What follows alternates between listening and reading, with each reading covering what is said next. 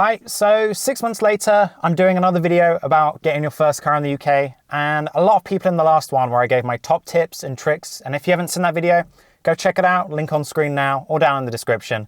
People asked, what cars do you suggest for different price ranges? I have no idea what I want, or I just want a first car that's going to be cheap to insure, cheap to run kind of thing. So I've made a list here of cars from £0 to £2,000, £2 to £3,000, and then £3 to £5,000 each. So hopefully there's a car for every budget here. Now, this isn't going to be a comprehensive video covering every car available on the market, because in the UK second-hand car market, there are so many options of what you can get. But what I focused on is the very generic, very normal first-time cars. All of these cars have these features. That is less than 45,000 miles on the average market. There's a lot of them available. They have relatively cheap insurance and good miles to the gallon, and they're all hatchbacks as well. Now, these things are all very typical of a first-time car. If you think I've missed any, put them down in the comments below and help out someone else who may be looking for a new car. Now, of course, the first thing to remember with buying a new car is you have to pay for insurance and tax on top. So take that away from your budget that you have to spend on your first car. As an idea, first car insurance can be between £1,000 to £3,000. Depends on the car, depends how old you are, and it depends where you live in the country. And on top of that, tax is between around about £100 to £300. Sometimes it can be nothing on newer cars. So starting off the list here with £0 to £2,000 is the Citroen C2. So the Citroen C2 is a very small, very city-based car. It's very easy to park, it's very cheap to insure, and it has a very good miles to the gallon. You're going to struggle fitting your mates in the back. It has a very small boot. But if you're just zipping around, you want something that's a little bit sporty or feels sporty because it's so light and so small, this is an ideal first car to have a look at. Second on the list I have is the Fiat Panda. The Fiat Panda is an alternative if you want to be taking a lot of mates with you, you want to be taking stuff in the back. If you're going to be doing a lot of moving or a lot of traveling, this will be a lot more comfortable to drive on the motorway than a Citroen C2 would be. It comes with very good equipment, it's very well equipped inside. Reviewers have said that the materials, the plastics, the kind of comfort of the actual car isn't that great, but you need to sit in this car, like all of the cars on this list, sit in them before buying one. Because going back to my top tip, you need to find the make and model of the car that you want and then start hunting for the best and the cheapest place you can get it with good service history, good mileage. But you need to sit in it first and decide, is it the kind of car that you like? Because up to this, you've probably only driven your instructor's car. The final suggestion I have in the £2,000 range is a VW Polo, a very iconic, but quite a bit older, one of the oldest cars on this list. It's very reliable, has a pretty decent safety record. However, it is expensive for the age. A lot of the equipment inside is very old. You're going to be looking at cassette players. Some of the models may lack aircon. Some things may have rusted or broken over time. So you really, if you're going to get a VW Polo, have a real good look at it to check that it's not rusty, it's been looked after well, it's been well maintained, etc. But it's a very iconic car and one that pretty much everyone knows at this price range. £2,000 to £3,000 range, I think is the ideal range. It's where I bought my first car. And with that, my car is a Suzuki Swift. It's not typically on the first time car buyers lists, but I really recommend looking at, you can get a 5-door model with the 1.5 litre engine, which is what I've got.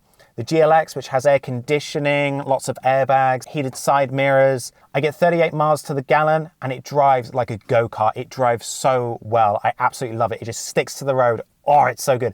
And for a car with 101 brake horsepower, it's pretty powerful for your first car as well, without going too high in the insurance. I'm going to be biased and opinionated. I absolutely love mine, but I really recommend go and have a look at one at a dealership, sit in one, get an idea if it's the kind of car that you could drive. Next on the list, Citroen C1. Much like its cousin, very small, very cheap, tiny, but it has got a small petrol tank. It may be a little bit harder to drive on the motorway just from its small size. You won't be able to cruise along as easily, and you may struggle to fit your mates in the back, but if you just need something small, economical, easy to drive, cheap to insure, tax, all that, at this price range, you can't go wrong with a Citroen C1. Ford Ka, the newer body style, much safer than the older one as well. It looks pretty decent. It's got a decent amount of equipment on board, but you've got to decide if you want to drive a Ford Ka or not. It's the cheaper version of the cars that Ford offers. So you could get a newer Ford Ka, but you could also get an older Suzuki Swift that has a lot more equipment on board. So when looking at a Ford Ka, make sure to check it out, sit in it, but see what equipment has it got. Has it got electric windows? Has it got electric mirrors? These kind of features as well.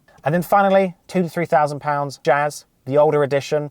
Typically an old lady's car, I know, but it's got lots of space, very economical. It's been very well known for its reliability, as Honda is. If you can get past the typical stereotype of an old lady driving it, it's definitely a bang for your buck type of car. And then finally, the £3,000 to £5,000 range. Anything above £5,000, there are so many choices, it goes a little crazy. But the first one, Ford Fiesta, very typical 2012 edition.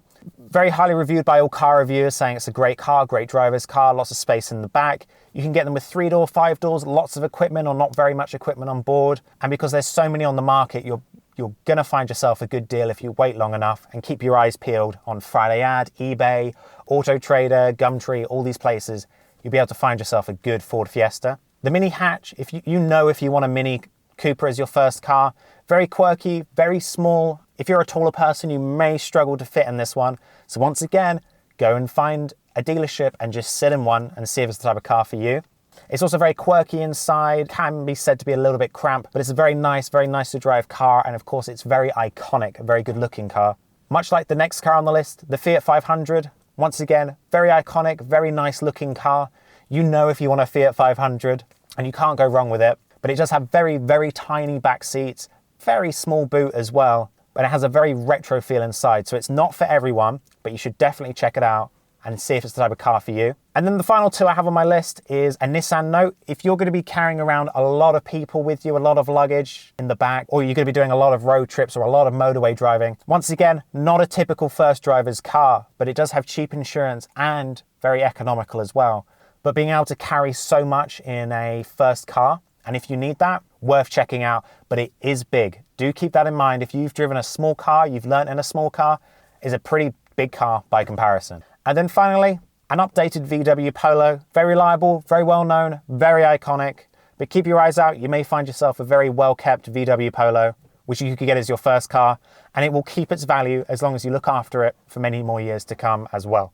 I know this list hasn't covered every car available on the market for a first-time driver. There are so many out there, but I've tried to compile my top suggestions of what I would suggest for a new driver for their first car. That wraps up this video. If you're looking at a different car and you want a suggestion or you want to get an opinion, put it down in the comments below, and I'm sure myself or some other people watching this video will be able to tell you what their first car was and whether or not the one that you're looking at is an ideal first car.